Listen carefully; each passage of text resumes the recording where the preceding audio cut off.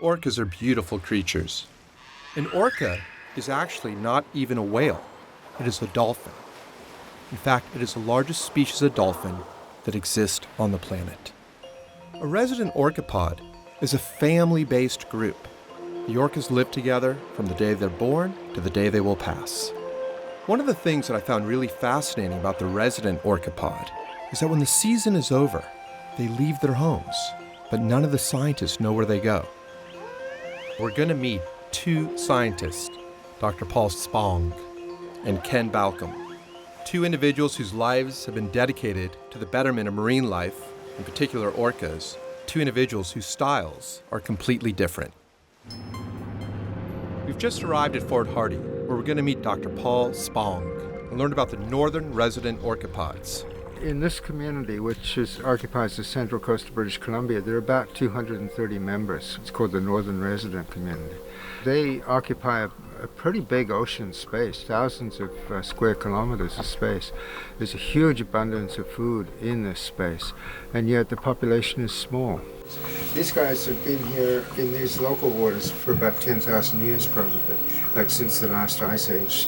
He is one of many scientists responsible for putting a halt to taking orcas from the wild and preventing them from being shipped to marine parks. He doesn't believe that people should be interacting up close, in boats, with the orcas, but that we should respect their territory and observe and record them by land-based observation only. The Orca Life project is very interesting, use technology to connect people with nature. The technology needs some development before it reaches sort of the optimal capability. Basically what we're trying to do is connect people to nature in real time. Using the remote camera and the internet, we're able to show people what happens. And so we have sort of a choice of 6 different cameras. His specialty is linguistics. So off the coast of Hansen Island, he's placed microphones throughout the bay. He studies the way orcas communicate through clicks and squeaks, and how they use sound waves, known as echolocation, to find fish. Strangely enough, what we're doing now is very similar to what we were doing when we first came to Hansen Island. Our objective was to find a place on the shore that we could watch whales from and put a hydrophone in the water and listen to their sounds. And that's pretty much exactly what we're doing now. How many hydrophones do you have in the water now? There's 6 of them up and down Johnson Strait, about 50 square kilometers. Orcas are the most powerful predator in the ocean. They have extraordinary physical power, and they literally have the ability to do anything they want to do physically to anything else in the ocean, including themselves. And it seems fairly obvious that a long time ago they reached the conclusion that the use of physical force isn't that constructive or effective in terms of managing a society. Orcas live very long lives. The females have opportunities to certainly have many more offspring than they actually do have. So one wonders, about whether the fact that there's a low population is something that just happened, or whether there's some intent associated with it. We're now leaving Hansen Island and returning to the United States, where we'll visit the Southern Orca Resident Pod. Dr. Ken Balcomb is a scientist who is known for discovering that the Navy sonar might be responsible for beaching the whales. His background is in the Navy. I want to welcome you to the Center for Whale Research. Today we're going to explore the life of the southern resident killer whales of San Juan Island. I was a whale biologist before I went into the Navy, and then what the Navy did was immerse me and acquaint me with underwater sound. They put a hydrophone in the water and we're getting a little underwater sound. If they're out here chatting, we should hear them. They're out there lobtailing, splashing, breaching, carrying on, way more active than the northerns. When I was 12, I read this book called Circus Doctor. And I wanted to do something with wild animals. Went down to the whaling stations and I thought, now there's a species that needs some study.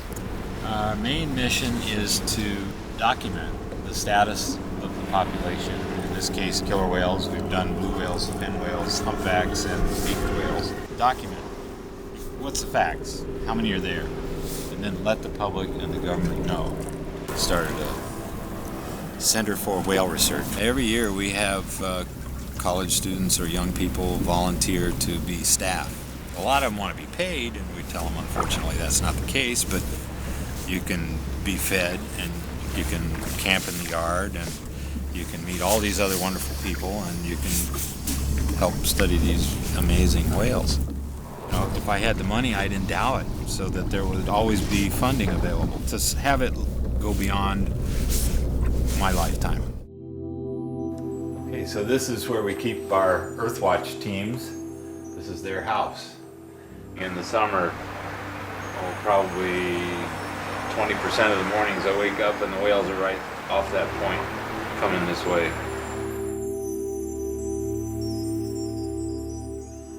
See, if you look for about 10 minutes, you give them a time to come to the surface. They spend sometimes 7 or 8 minutes underwater. In the 60s, the aquariums learned that they could catch and keep these animals in a tank. And there were huge attractions for all the marine parks. And a big industry started in this area, catching them and selling them all over the world. Most of them died within a year or two, but it seemed like there was an unlimited supply. They just kept catching and selling. And by the time that stopped in 1976, there were only 68 left. You can feel his connection, his passion to protect what he believes to be the most sacred creatures on this planet. Dr. Ken Balcomb has created a system of recognizing his orcas. He does it by classifying their dorsal fins. Each orca has a unique marking. Take a high-resolution picture of the dorsal fin and saddle patch, the gray area. The female generally has a lower fin about 2 feet tall and it's recurved or triangular, whereas the male's fin grows to about 6 feet and is usually triangular or even leans forward. There's 3 main pods in this area, J, K, and L. There's 24 in J right now, 21 in K, and 44 or 45 in L, depending on who's still alive. We've had 3 new babies this year. But there is none more famous than J1, also known as Ruffles. J-pod, it's our most resident pod in the Puget Sound area.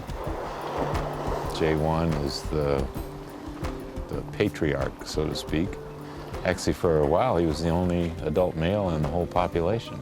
It says here that there's a female that's estimated to be born in 1911. Right, we estimate she's the mother of J1 because she's traveling like moms do. They say J2 and J1 are always together, and that is the way mothers and their sons and daughters travel, is always together. A bonding that is also functional. All the babies help herd the fish.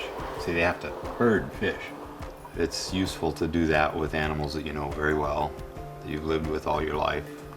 You know, each knows what the other's going to do in a certain situation. Well, the new babies are born at about 400 pounds, 350, 400, and 8 feet long. And the largest in here is J1. He's probably 26 feet and 16,000 pounds. He's probably 55. He would eat probably 240 pounds of salmon each day. We've been doing this 30 years. And he was one of the most recognizable whales when we started. And he's just gotten even more majestic and recognizable as time goes on.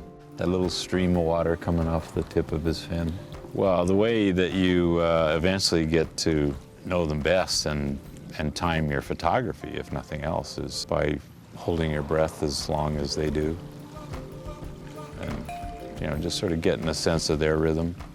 I seem to be stuck in a rut of trying to photo identify everybody all the time, but sometimes it's nice just to put the camera down and just be there.